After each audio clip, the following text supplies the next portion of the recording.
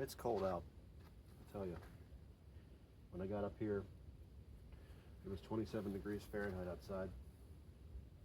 And the wind's blowing pretty hard. Harder than I'd like.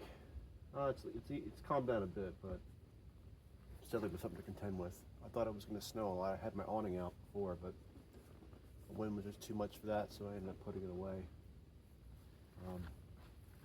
It's not what I need anyways.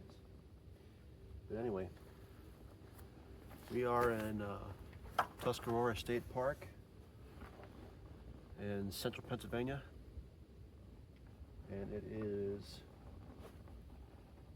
4th of January. It's a Saturday. I came up here to test out some new gear, my system for winter camping with my Tusca HitchHiker, and some various means to heat it, both fuel powered and electrical. Not quite sold on the whole diesel heater thing. I think they're great. I just don't know if I'm trying to limit the amount of gear that I have to bring out and set up. That's my whole thing. But if this can work, this thing is pretty well insulated. I may deal without it. But again, this is just kind of a trial run, just testing to see what works. I know a lot of people swear by diesel heaters, and they're interesting. Again, I just don't want a lot of stuff to set up all the time. That's really the only thing that's keeping me away from it. And of course, more fuel to carry with me. So tonight, having some beef stew, seeing as it's so cold outside, and boy, it's getting colder by the minute. I tell you, it's probably, I mean, my watch says it's 26 degrees, but I had no service out here whatsoever. So when I checked the weather, the low tonight was going to be around 17 degrees Fahrenheit. And with the humidity, I think the real feel, and the wind too, was going to be around 7 degrees was the chill index. So I figured some liquid stew would be the thing to kind of get some warm liquids in my body, make me feel warmer. I am, even though I'm properly dressed. Really, the only thing that's cold right now are my toes. And this is some homemade beef stew that I canned, pressure canned, about March of this year. Just gonna add a little bit of flour to it here to thicken it up. Right now it's kind of like beef soup, but I want it to be a little bit more thick. So this is usually how I do it. Of course, if you're wondering why I have a propane Mr. Butter heater going next to this little stove here, it's a butane stove. So I'm sure many of you know that butane does not do well in the cold because it's below its boiling point.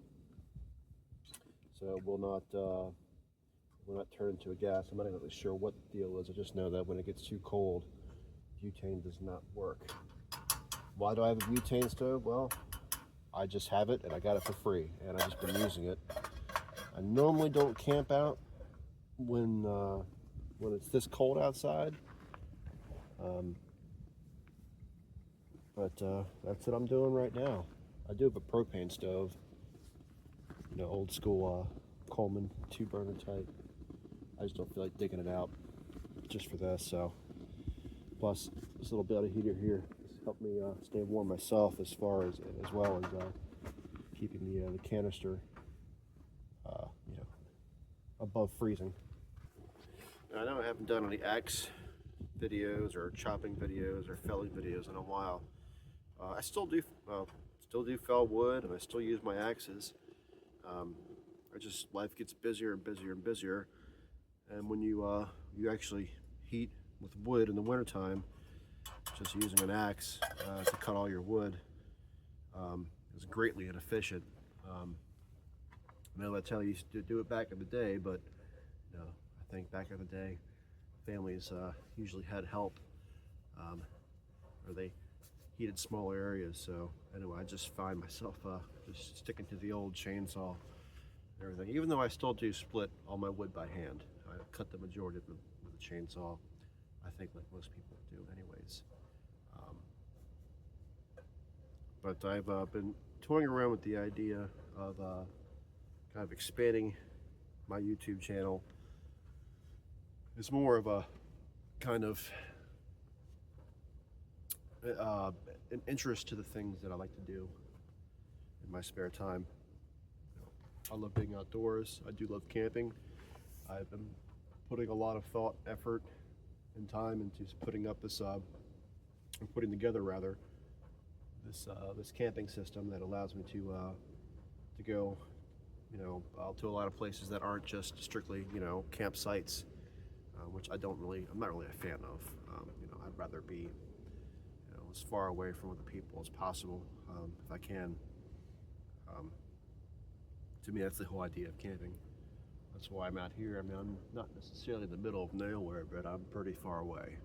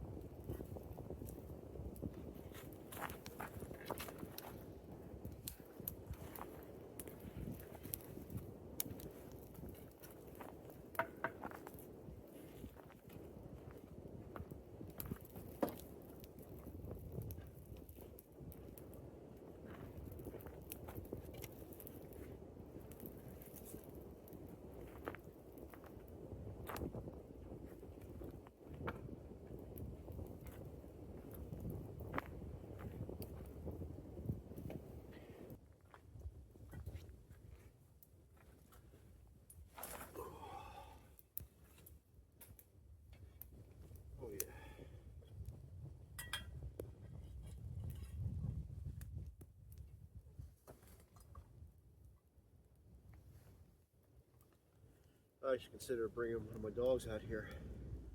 I'm glad I didn't, because she doesn't have a coat or anywhere to sit by the fire. And I guarantee she would just be so cold. It's just not right. But I do plan on bringing her out at some point in time. Maybe when we go back out to West Virginia in a couple weeks.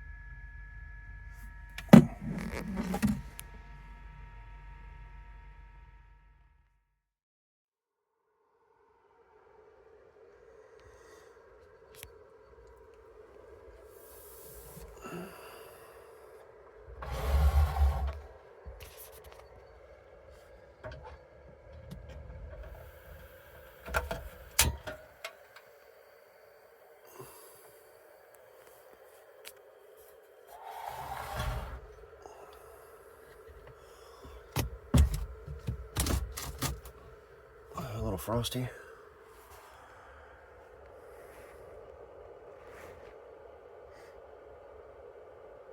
It's 37%.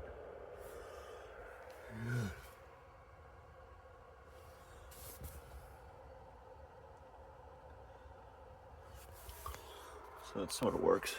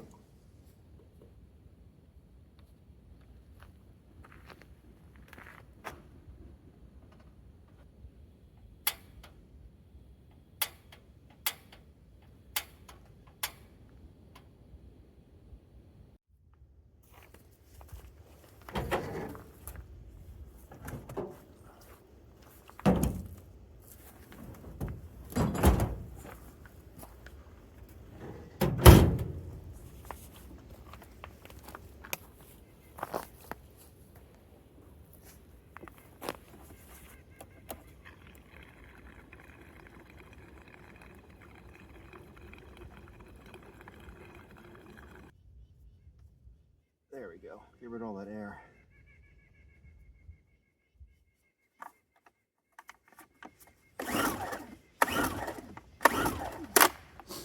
Okay. Maybe it's just cold too.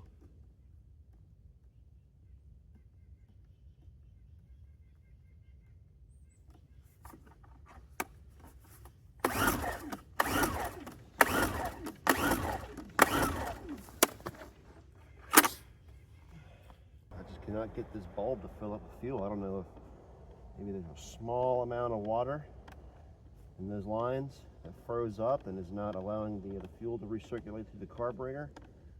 But yeah, if it's not getting fuel, it's not going to start. So I'm not exactly sure what is the case. I've never had a problem with this. We're going to abandon this and use what little I have on the battery station to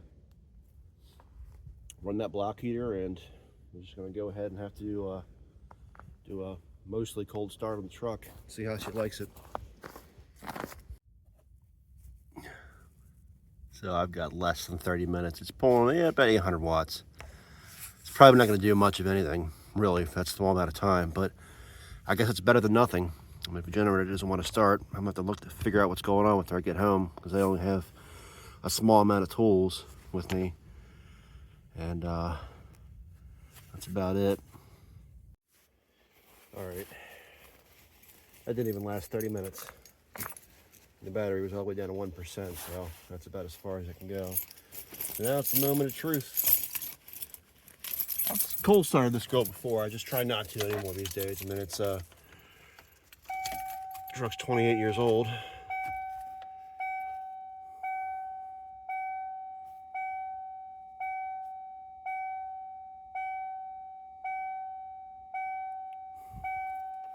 There goes nothing.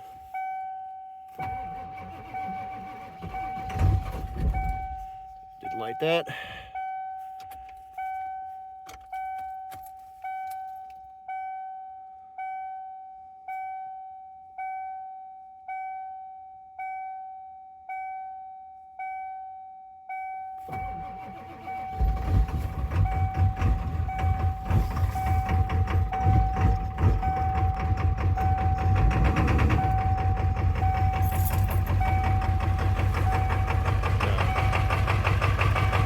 She was not happy. And she's chooching a bit.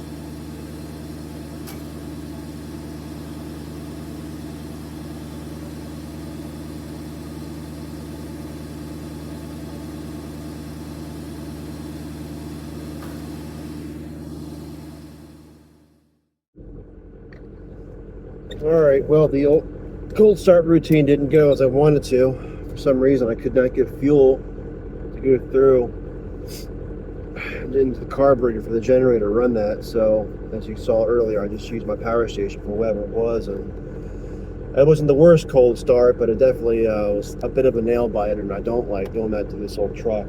I may have to go and invest in a higher quality generator that's like 1,000 watts that I can actually run this block here right off of. But anyway, I skipped breakfast because it's just too cold outside to heat anything up with any efficacy. It took me almost 30 minutes just to boil enough water to make a cup of coffee.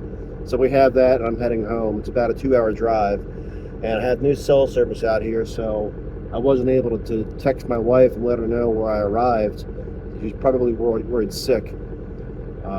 So I want to get home. At least, well, the first thing I'm going to do is get to an area where I can get some service, and then I'll give her a call.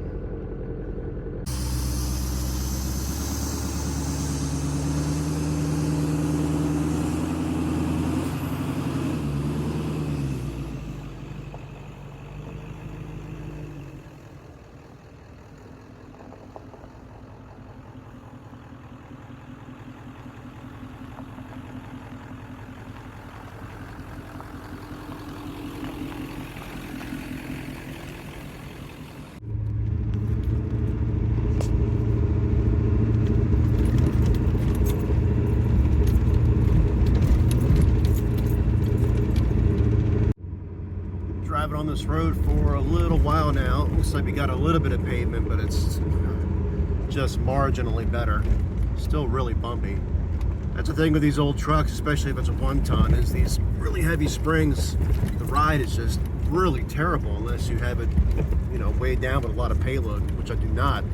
My camper weighs maybe 300 pounds unloaded. Right now with what I have in there, it's probably 350, so hardly anything at all. So the suspension in this is so stiff, I swear you could drive over a quarter and read the date on it. Alright, finally on some pavement. An actual double yellow line, alright. Definitely a lot less bumpy. I had to drive that road we were just on for about 35 minutes. Still have no service. But I still think we're within, if not driving along the line.